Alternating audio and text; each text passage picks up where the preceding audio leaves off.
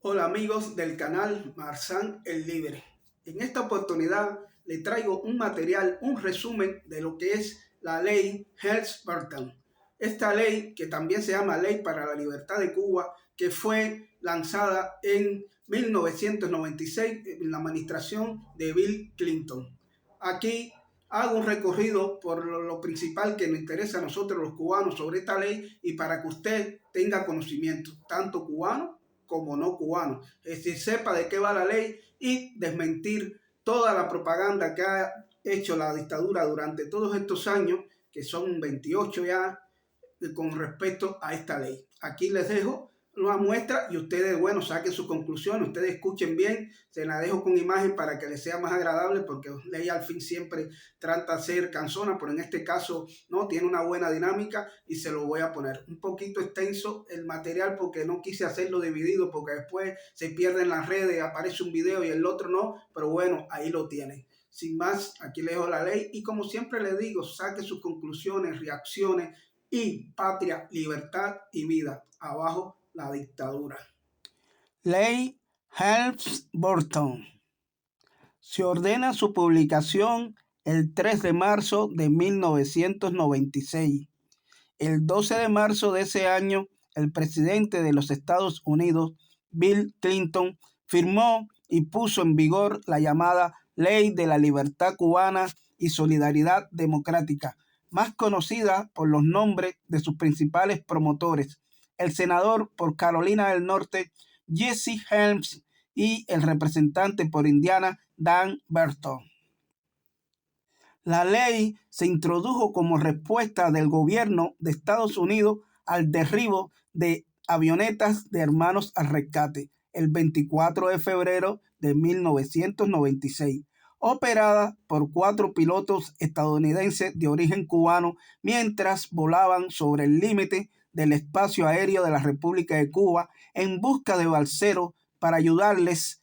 con agua, comida y guía para que lleguen sanamente a los Estados Unidos. Los 4 pilotos fueron masacrados por aviones MiG del régimen de La Habana en aguas internacionales. Antecedentes. En febrero de 1995 es introducido por primera vez el proyecto de ley por el senador Jesse Helms en su calidad de presidente del Comité de Relaciones Exteriores del Senado, destacándose que fue la primera propuesta legislativa del senador Helms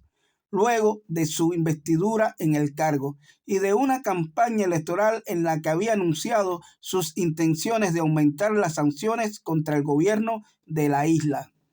A lo largo de 1995, los proyectos Helms del Senado y Burton de la Cámara fueron objeto de numerosas modificaciones y negociaciones, aunque ninguna de ellas dirigida a modificar su esencia. El 12 de marzo de 1996, el presidente de los Estados Unidos, William J. Clinton, firmó y puso en vigor la llamada Ley de la Libertad Cubana y Solidaridad Democrática de 1996, o Ley Libertad, más conocida con los nombres de sus principales promotores. A partir de mayo de 1996 y hasta la actualidad, el Departamento de Estado ha estado notificando mediante cartas de advertencia a compañías inversionistas en Cuba en las llamadas propiedades confiscadas. El 16 de julio de 1996 entró en vigor el título 3 de la ley. El presidente Clinton, haciendo uso de las facultades previstas también en la legislación, emitió paralelamente una orden de suspensión temporal por 6 meses de una parte de este título. El 16 de agosto, como resultado de las protestas y críticas a la ley entre los principales aliados de Estados Unidos en el mundo, entre las que se destacan las leyes antídoto promulgadas por varios países y el panel planteado ante la Organización Mundial del Comercio por la Unión Europea, se anuncia el nombramiento de un enviado especial para la promoción de la democracia en Cuba, cuya tarea fundamental era impulsar y lograr un acuerdo entre los principales socios de Estados Unidos con respecto a la Helms-Burton, intentando de esta forma internacionalizar la acción de esta ley. El 20 de septiembre de 1996, con vistas a implementar una aplicación más vigorosa de la ley, se anuncia la creación de la Unidad para la Aplicación de la Ley Helms-Burton en el Departamento de Estado dentro de la Oficina de Asuntos Cubanos. La ley estableció que el presidente tendría que realizar un informe sobre su implementación del título segundo, para lo cual el 28 de enero de 1997 el presidente Clinton publica con gran despliegue publicitario el documento Apoyo para una transición democrática en Cuba. Algunos apuntes de la ley Helms-Burton o Ley de Libertad y Solidaridad Democrática con Cuba. Del título 1, sección 101, el punto 3, que dice: en virtud de la amenaza que representa para la seguridad nacional de Estados Unidos la operación de cualquier instalación nuclear en Cuba y en virtud del continuo chantaje del gobierno de Castro para desencadenar otra ola de refugiados cubanos huyendo de la isla, la mayoría de ellos hacia Estados Unidos. El presidente de los Estados Unidos debe hacer todo lo que esté a su alcance para dejarle claro al régimen cubano que terminar la fabricación y empezar a operar cualquier instalación de energía nuclear o cualquier nueva manipulación política del deseo de los cubanos de escapar del país que resulte en una inmigración masiva a Estados Unidos se considerará un acto de agresión que tendrá una respuesta adecuada para proteger las fronteras nacionales de Estados Unidos y la salud de la seguridad de los estadounidenses. Título 1, sección 104.2. Una vez emitido el reconocimiento de un gobierno democrático en Cuba por parte del presidente de Estados Unidos, se insta al presidente a dar los pasos necesarios para facilitar el ingreso de Cuba en las instituciones financieras internacionales y se autoriza al secretario del Tesoro a instruir a los directores de esas instituciones a conceder préstamos a Cuba en la medida en que contribuyan a establecer, afianzar un gobierno democrático en la isla. Sección 109 del título 1, puntos 1 y 2. Autoriza al presidente de Estados Unidos a prestar apoyo a individuos, grupos defensores de la democracia y los derechos humanos que respalden los esfuerzos para conseguir una sociedad democrática en Cuba y establece la entrega de material informativo sobre transiciones democráticas, derechos humanos, economía de mercados y temas afines.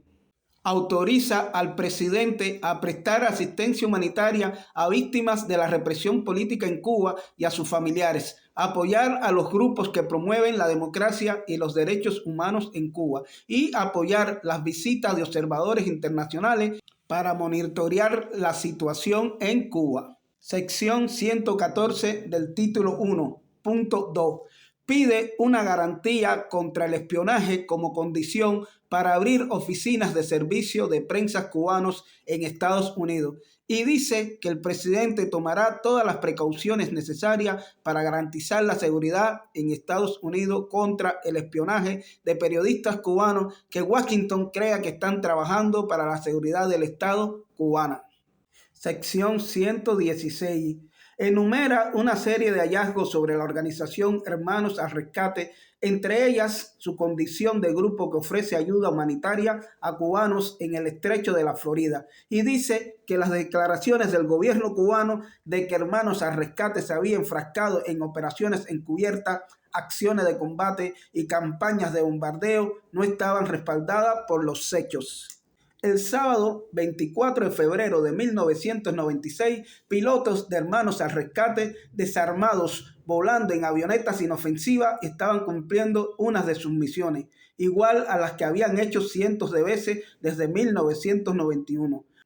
Luego de notificar a los controladores de tráfico aéreos sus planes de vuelo, que los llevaría al sur del paralelo 24, cerca del espacio aéreo cubano. La respuesta de la dictadura de Fidel Castro aquella tarde de sábado fue el despegue de 2 jets de combate de un aeropuerto de La Habana. Recuerda que las leyes internacionales asignan a cada país 12 millas de espacio aéreo sobre sus aguas territoriales y dice que aproximadamente a las 3:24 de la tarde del sábado 24 de febrero de 1996, el piloto de uno de los MiGs cubanos recibió permiso para derribar una avioneta de Hermanos al Rescate más de 6 millas al norte de la zona de exclusión de Cuba, o sea, a 18 millas de las costas cubanas. Aproximadamente 7 minutos después del primer derribo, el piloto del jet de combate cubano recibió autorización y procedió a derribar la segunda avioneta de Hermanos al Rescate a casi 18 millas y media de la zona de exclusión de Cuba, o sea, a 30 millas y media de las costas cubanas. Los tripulantes de la avioneta derribada, Pablo Morales, Carlos Costa, Mario de la Peña y Armando Alejandre, eran ciudadanos estadounidenses residentes en Miami que volaban voluntariamente para Hermanos al Rescate, y al gobierno de Estados Unidos le incumbe proteger las vidas de sus ciudadanos y también su derecho a moverse libremente y a emprender acciones humanitarias. El derribo de las avionetas de Hermanos al Rescate fue premeditado. El Congreso de Estados Unidos lo condena como un acto de terrorismo del gobierno cubano que ocurrió al cabo de una semana de represión contra el concilio cubano y urge al presidente a exigir justicia en cortes internacionales.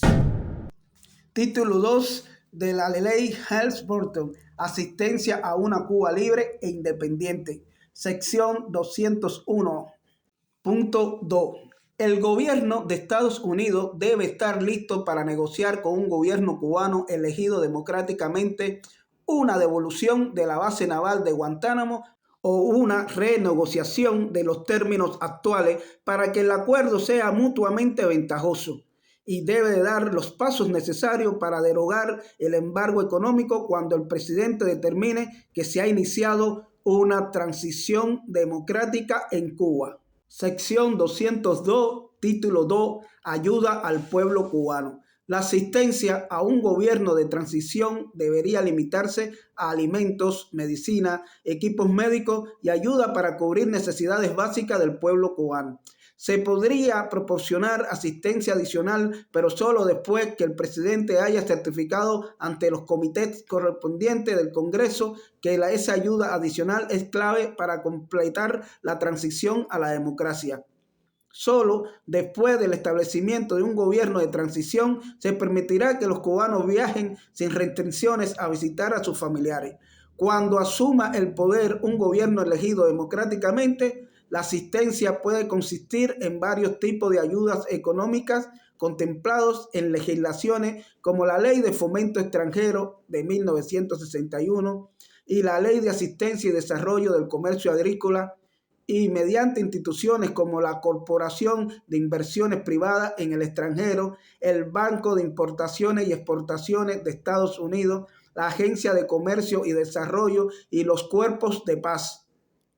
El gobierno de Estados Unidos debe buscar la cooperación de otros países para que la asistencia a Cuba sea multilateral cuando asuma el poder un gobierno elegido democráticamente, y debe hacer lo necesario para comunicarle al pueblo de Cuba los términos del plan de ayuda descrito en esta sección. No más de 180 días después de promulgada esta ley, el presidente hará llegar a los comités correspondientes del Congreso un reporte que describa con detalles el plan descrito en esta sección. Cuando haya asumido el poder en Cuba un gobierno elegido democráticamente, el presidente debe remitir al Comité de Medios y Arbitrios de la Cámara de Representantes y al Comité de Finanzas del Senado un reporte que describa las leyes, las políticas y las prácticas que pudieran actuar como barrera para el comercio de Estados Unidos con Cuba. Los objetivos de la política hacia Cuba, entre ellos una posible designación de nación más favorecida y como beneficiario de acuerdos comerciales regionales suscritos por Estados Unidos, entre ellos una posible incorporación a NAFTA. Sección 203 del título 2. El presidente designará un oficial que se encargue de implementar las estrategias para distribuir la asistencia descrita en la sección 202. asegurarse de la distribución rápida y eficiente de esa ayuda, supervisar y garantizar la coordinación entre las agencias del gobierno de Estados Unidos designadas en la sección 202 y resolver cualquier disputa que surja entre ellas. Una vez determinado que asumió el poder en Cuba un gobierno elegido democráticamente y en coordinación con el oficial a cargo de la implementación del programa de asistencia, se autoriza al presidente a designar un Consejo Estados Unidos-Cuba que garantice la coordinación entre el gobierno y el sector privado de Estados Unidos para responder a los cambios en Cuba y promover un desarrollo basado en la economía de mercado y organizar encuentros periódicos entre representantes de los sectores privados de Estados Unidos y Cuba para facilitar el comercio bilateral. Una vez determinado que asumió el poder en Cuba un gobierno elegido democráticamente, el presidente comunicará esa determinación a los comités correspondientes del Congreso, dependiendo de la disponibilidad de fondos y de la autorización para usarlo. Iniciará el envío y distribución de la asistencia contemplada en la sección 202. El presidente enviará a los comités correspondientes del Congreso un reporte describiendo la estrategia para proveer la asistencia tal como se describe en la sección 202, los tipos de asistencia prestada, el alcance en que esa ayuda se distribuyó de acuerdo con los planes para modificar uno de los programas de asistencia. El presidente lo notificará a los comités del Congreso con 15 días de anticipación, según prescribe la Ley de Fomento Extranjero de 1961. Continuamos en el título 2, sección 204. Al notificar al Congreso que asumió el poder en Cuba un gobierno elegido democráticamente, el presidente, después de consultarlo con el Congreso, está autorizado a tomar medidas para suspender el embargo económico a Cuba y suspender el derecho a demandas contemplado en la sección 302 del título 3 de esta ley, en la medida que en esos pasos contribuyan a crear una fundación estable para un gobierno elegido democráticamente. Contempla las acciones del presidente para suspender la aplicación de las leyes o los capítulos de las leyes que sancionan al gobierno de Cuba, mencionando una por una las sanciones y los incisos correspondientes. Si el presidente decide derogar el embargo económico, debe notificar inmediatamente al Congreso y reportar cada 6 meses a lo sumo que se mantiene en el poder en Cuba un gobierno elegido democráticamente y los progresos registrados en Cuba bajo ese gobierno. Contempla una vía para que las acciones del presidente con el fin de derogar el embargo económico a Cuba queden sin efecto. Sería una resolución conjunta de las dos cámaras del Congreso, cuya cláusula principal diría: el Congreso desaprueba la acción del presidente en virtud del artículo 204, inciso A, de la Ley de Libertad y Solidaridad Democrática con Cuba, Libertad, de 1996, para suspender el embargo a Cuba, cuyo aviso fue presentado al Congreso con el espacio en blanco para poner la fecha en que el presidente envió su notificación. Contempla también los procedimientos que deben seguirse en ambas cámaras del Congreso para alcanzar una resolución conjunta y dice que solo una vez cada 6 meses podría someterse a consideración de ambas cámaras un proyecto de resolución conjunta con esos fines. Sección 205 del título 2. Requisitos y factores para determinar que existe un gobierno de transición. Para los efectos de esta ley, un gobierno de transición en Cuba es un gobierno que cumple los siguientes requisitos: ha legalizado toda actividad política, ha liberado a todos los presos políticos y permite inspecciones de organismos internacionales en las cárceles, ha disuelto el actual Departamento de Seguridad del Estado, del Ministerio del Interior, los comités de defensa de la revolución, las brigadas de respuesta rápida, se ha comprometido públicamente a convocar elecciones libres y justas para un nuevo gobierno que no incluyan a Fidel Castro, ya no puede ser, ni a Raúl Castro, que se celebrarían no más de 18 meses después que el gobierno de transición haya asumido el poder. con la participación de diversos partidos políticos independientes que tendrán igual acceso a todos los medios y con la participación de observadores internacionales como la OEA y la ONU, que haya cesado toda interferencia a las transmisiones de radio y televisión Martí, se haya comprometido públicamente y esté dando los pasos para establecer un sistema jurídico independiente, respetando los derechos humanos internacionalmente reconocidos en la Declaración Universal de los Derechos Humanos, suscrita por el gobierno de Cuba, permita el establecimiento de sindicatos y organizaciones independientes y haya dado garantía de que se permitirá la distribución libre y eficiente de ayuda al pueblo cubano. Incluye factores adicionales que el presidente de Estados Unidos debe tomar en cuenta para reconocer la existencia de un gobierno de transición en Cuba. Demuestra estar enfrascado en una transición de una dictadura totalitaria comunista a una democracia representativa. Habla públicamente y muestra progresos ostensibles en garantizar la libertad de expresión y de prensa, incluyendo la concesión de permisos para que medios de prensa y compañías de telecomunicaciones privadas operen en Cuba. Permita el restablecimiento de la ciudadanía cubana a los cubanos que regresen al país. Asegura el derecho a la propiedad privada. Ha emprendido los pasos necesarios para reintegrar a los ciudadanos estadounidenses y a entidades que en un 50% o más sean propiedad de ciudadanos estadounidenses. Las propiedades confiscadas por el gobierno cubano a partir del 1 de enero de 1959 o para proveerle justas compensaciones por tales propiedades, que haya extraditado o entregado a Estados Unidos a todas las personas buscadas el Departamento de Justicia de Estados Unidos por delitos cometidos en Estados Unidos y haya permitido sin restricciones la presencia en toda Cuba de observadores independientes de derechos humanos. Sección 206, título 2. Requisito para determinar que en Cuba existe un gobierno elegido democráticamente. Para los efectos de esta ley, un gobierno elegido democráticamente en Cuba es un gobierno que, además de cumplir los requisitos descritos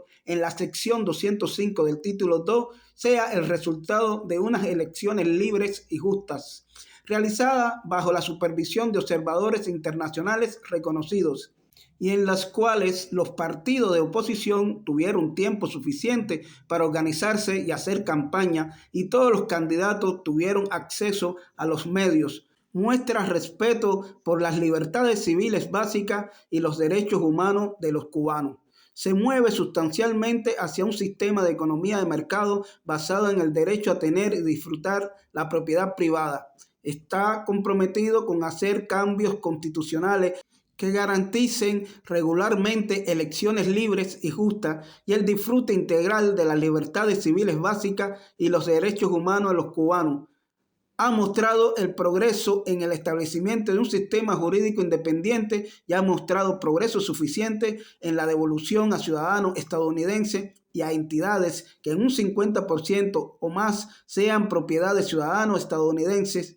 las propiedades confiscadas por el gobierno cubano a partir del 1 de enero de 1959 o le has proporcionado justa compensación de acuerdo con los estándares internacionales. Sección 207 del título 2. Liquidación de demandas pendientes en Estados Unidos por propiedades confiscadas en Cuba. A lo sumo, 180 días después de la promulgación de esta ley, el secretario de Estado enviará a los comités correspondientes del Congreso un reporte con una evaluación de la disputa de propiedades en Cuba, que incluya un estimado del número de demandas y el monto total reclamado por ciudadanos estadounidenses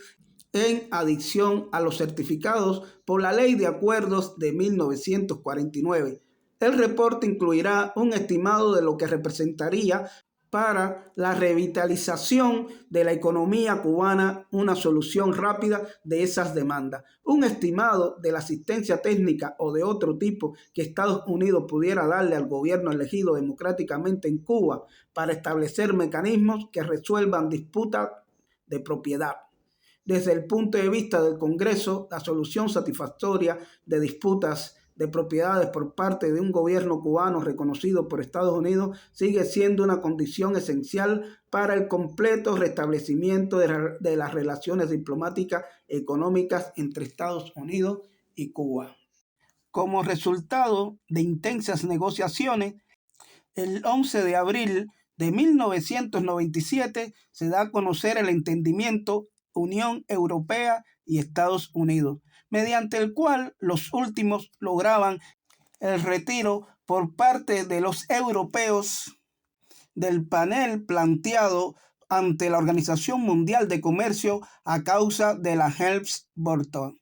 a cambio de la promesa estadounidense de no sancionar a compañías europeas inversionistas en Cuba. A este acuerdo siguió un segundo entendimiento con respecto al fortalecimiento de la protección de las inversiones en mayo de 1998, mediante el cual la Unión Europea